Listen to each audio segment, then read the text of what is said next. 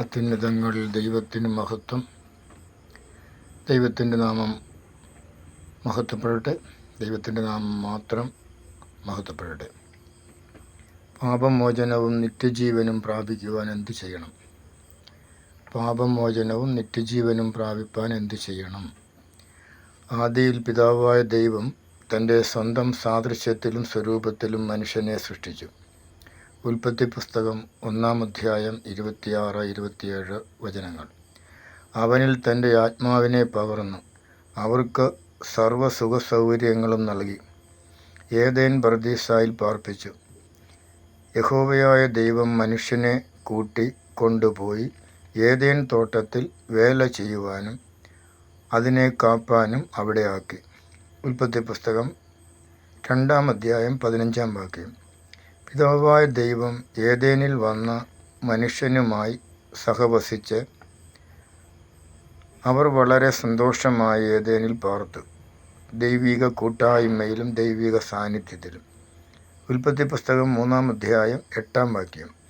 മനുഷ്യൻ സന്തോഷകരമായ ഏദേനിൽ ജീവിതത്തിൽ മനുഷ്യൻ്റെ സന്തോഷപൂർണമായ ഏദേൻ ജീവിതത്തിൽ അസൂയ പൂണ്ട സാത്താൻ ഏദേനിൽ നിന്നും കൗശലപൂർവം ചതിയും വഞ്ചനയും പ്രയോഗിച്ച് ഉൽപ്പത്തി പുസ്തകം 3-ാം അധ്യായം 1 മുതൽ 6 വരെയുള്ള വാക്യങ്ങൾ മനുഷ്യനെ തെറ്റിദ്ധരിപ്പിച്ച് സംശയ വിചാരങ്ങൾ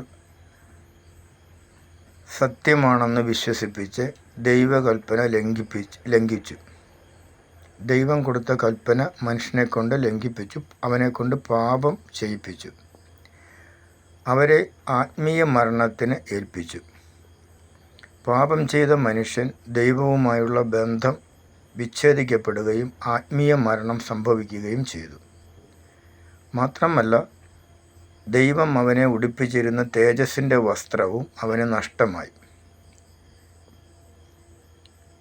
പാപം ചെയ്തതുമൂലം അവരിൽ നിന്നും ദൈവാത്മാവ് മാറ്റപ്പെടുകയും അവർ പൈശാചിക ആത്മാവിൻ്റെ അടിമയായി തീരുകയും ചെയ്തു.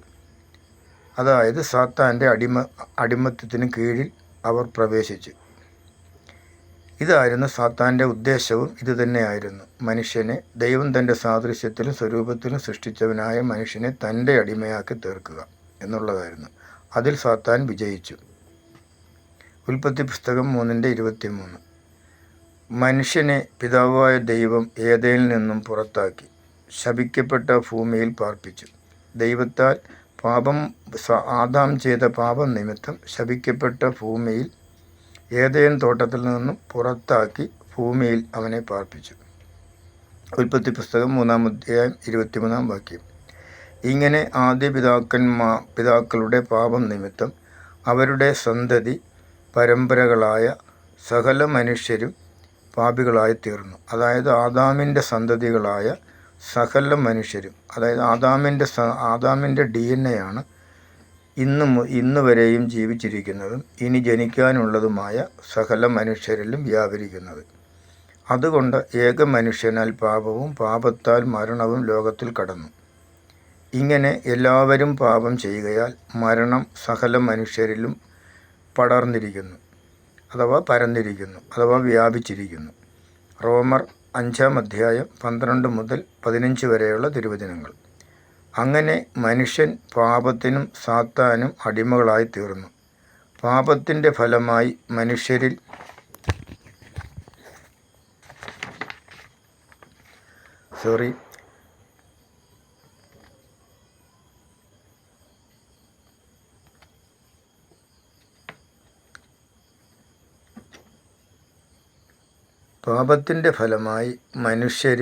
നിഗളം, ദുർനടപ്പ്, ദുശ്ചിന്ത, വ്യഭിചാരം, പരസംഗം, ചതി, കുലപാതകം, മോഷണം, ദുഷ്ടത, അത്യാഗ്രഹം, മദ്യപാനം, പക, കോപം, ദുർനടപ്പ്, ദൈവദൂഷണം തുടങ്ങിയ സർവ്വദോഷങ്ങളും ഉണ്ടാകുന്നു.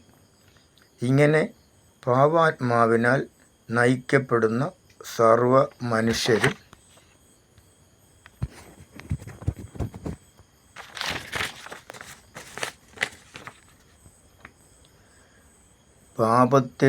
പാപത്തിൽ ജീവിച്ച് പാപത്തിൽ മരിച്ച് നിത്യനരകത്തിന് അവകാശികളും ഓഹരിക്കാരുമായി തീരുന്നു. എന്നാൽ ഭീരുക്കൾ, അവിശ്വാസികൾ, അറയ്ക്കപ്പെട്ടവർ, കൊലപാതകന്മാർ, ദുർനടപ്പുകാർ, ക്ഷുദ്രക്കാർ, ബിംബാരാധികൾ അഥവാ വിഗ്രഹാരാധികൾ എന്നിവർക്കും ഭോഷ്ക് പറയുന്ന ഏവർക്കുമുള്ള ഓഹരി തീയും ഗന്ധകവും കത്തുന്ന പൊയ്കയിലത്രേ. തിരുവചനം. വിശുദ്ധവേദ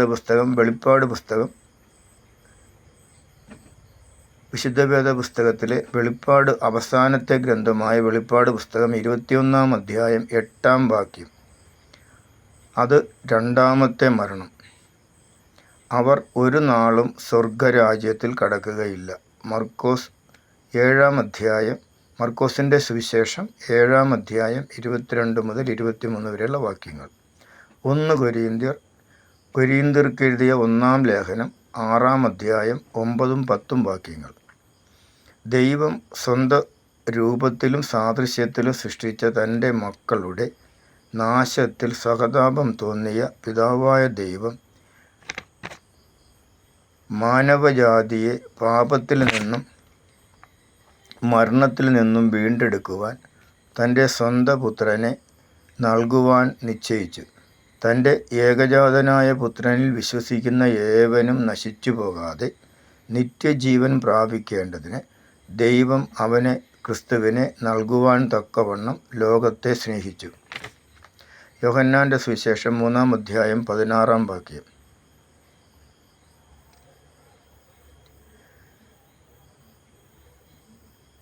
അങ്ങനെ മാനവരാശിയുടെ വീണ്ടെടുപ്പിനായി യേശുക്രിസ്തു ഈ ഭൂമിയിൽ അവതരിച്ചു. താൻ 33.5 വയസ്സുവരെ ഈ ഭൂമിയിൽ ജീവിച്ച് ദൈവരാജ്യത്തിൻ്റെ സുവിശേഷം ഘോഷിച്ചും രോഗികൾക്ക് സൗഖ്യം നൽകിയും താൻ തന്നെ വഴിയും സത്യവും ജീവനും ആണെന്നും താൻ ദൈവപുത്രനാണെന്നും താൻ ദൈവമാണെന്നും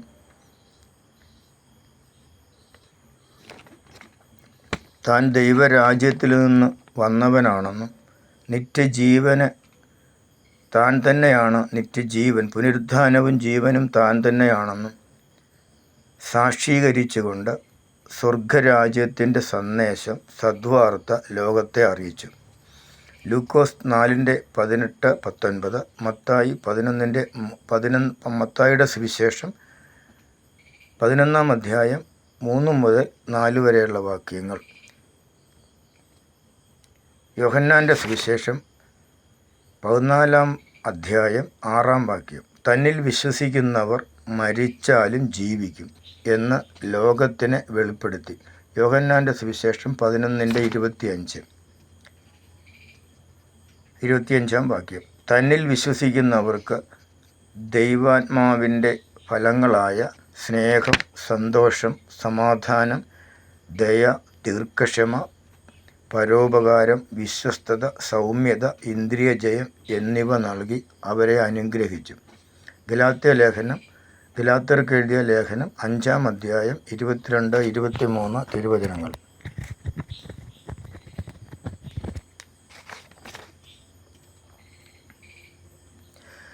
പിതാവായ ദൈവത്തിൻ്റെ നിശ്ചയപ്രകാരം തന്നിൽ വിശ്വസിച്ചവർക്ക് പാപമോചനവും നിത്യജീവനും നൽകുവാൻ പാപമില്ലാത്ത യേശു കർത്താവ് തന്നെത്താൻ പാപികളുടെ കയ്യിൽ ഏൽപ്പിച്ചു കൊടുത്തു. അവർ യേശുവിനെ ചാട്ടവാറുകൊണ്ട് 5 കോടതികളിൽ 6 പ്രാവശ്യം മാറി മാറി വിസ്തരിക്കുകയും അതിക്രൂരമായ നിലകളിൽ മനുഷ്യ മനസ്സിന് ചിന്തിക്കുവാൻ കഴിയാത്തത്ര ക്രൂരമായ പീഡനങ്ങൾ, ശാരീരിക മാനസിക പീഡനങ്ങൾ യേശുക്രിസ്തുവിന് നൽകുകയും അവനെ ക്രൂശിക്കുന്നതിനു വേണ്ടി വിധിക്കുകയും ക്രൂശീകരണത്തിനായി അവനെ കൊണ്ടുപോവുകയും ചെയ്തു. 6 മണിക്കൂർ സമയം താൻ ക്രൂശിൽ കിടന്ന മരണവേദന, പാപത്തിൻ്റെ ശമ്പളമായ ദൈവനീതിക്ക് തക്ക പാപപരിഹാരം ചെയ്ത് അവസാനതുള്ളി രക്തം വരെയും ചിന്തി പാപപരിഹാരം തൻ്റെ സാദൃശ്യത്തിലും സ്വരൂപത്തിലും സൃഷ്ടിച്ചവനായ മനുഷ്യൻ്റെ പാപങ്ങൾക്ക് വേണ്ടി ദൈവത്തിൻ്റെ നീതിക്ക് തക്ക പരിഹാരം വരുത്തി. 6 മണിക്കൂറിന് ശേഷം ആത്മാവിനെ പിതാവിൻ്റെ കരങ്ങളിൽ ഏൽപ്പിച്ചു കൊടുത്ത് മരണം വരിച്ചു. ഇത് നാം മരിക്കേണ്ട സ്ഥാനത്ത് നമ്മളുടെ ഓരോരുത്തരുടെയും പകരക്കാരനായിട്ടാണ് യേശുക്രിസ്തു മരിച്ചതെന്ന് തിരുവചനം നമ്മളെ പഠിപ്പിക്കുന്നു. ലൂക്കോസിൻ്റെ സുവിശേഷം 4-ാം അധ്യായം 18-19, മത്തായിയുടെ സുവിശേഷം 11-ാം അധ്യായം 3-4, താൻ തന്നെ വഴിയും സത്യവും ജീവനും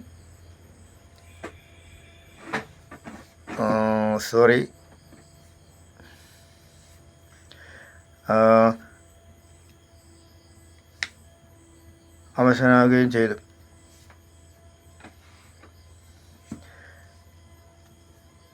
സഹോദര, പാപികളായ നാം ഏൽക്കേണ്ട സർവ്വശിക്ഷകളും കഷ്ടതകളും പാപത്തിൻ്റെ എല്ലാവിധ ശിക്ഷയും ക്രൂശുമരണവും മരണവും നമുക്ക് നിത്യജീവൻ നൽകുവാൻ യേശുക്രിസ്തു നമുക്ക് പകരമായി ഏറ്റെടുത്തു.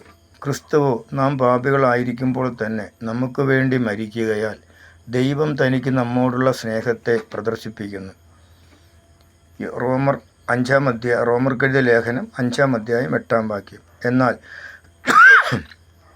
യഹോവ നമ്മുടെ എല്ലാവരുടെയും പാപം, അതായത് ദൈവം നമ്മുടെ എല്ലാവരുടെയും പാപം അവൻ്റെ ക്രിസ്തുവിൻ്റെ മേൽ ചുമത്തി തന്നെത്താൻ താഴ്ത്തി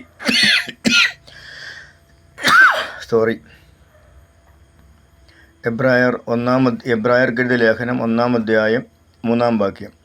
യെശയ്യാവിൻ്റെ പ്രവചനം, യെശയ്യാ പ്രവാചകൻ്റെ പുസ്തകം 53-ാം അധ്യായം 6-7 വാക്യങ്ങളും.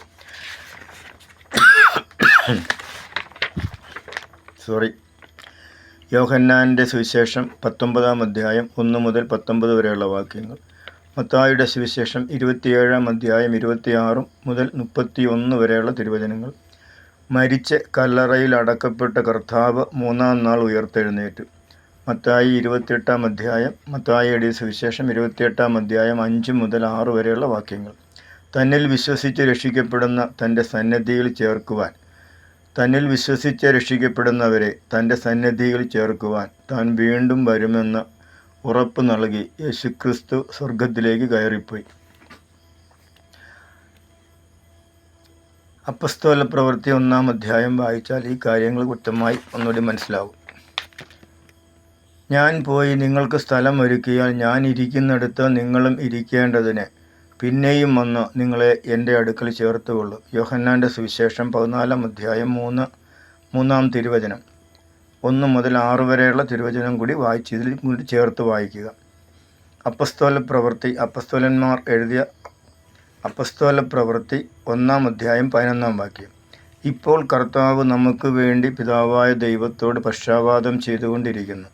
ദൈവം ഒരുവനല്ലോ, ദൈവത്തിനും മനുഷ്യർക്കും മധ്യസ്ഥനും ഒരുവൻ, എല്ലാവർക്കും വേണ്ടി തന്നെത്താൻ ജീവൻ കൊടുത്ത മനുഷ്യനായ ക്രിസ്തുയേശു തന്നെ.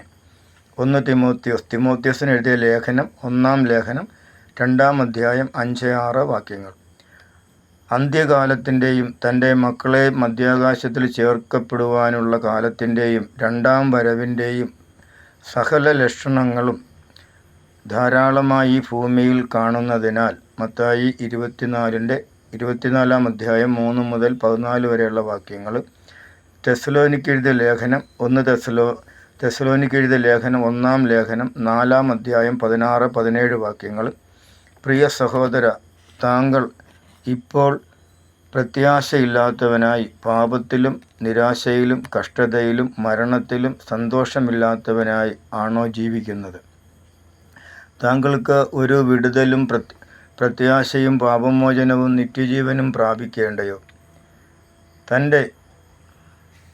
അവൻ ദൈവത്തിൻ്റെ പുത്രനായ യേശുക്രിസ്തുവിൻ്റെ രക്തം നിന്റെ സകല പാപവും പോക്കി നിന്നെ ശുദ്ധീകരിക്കുന്നു.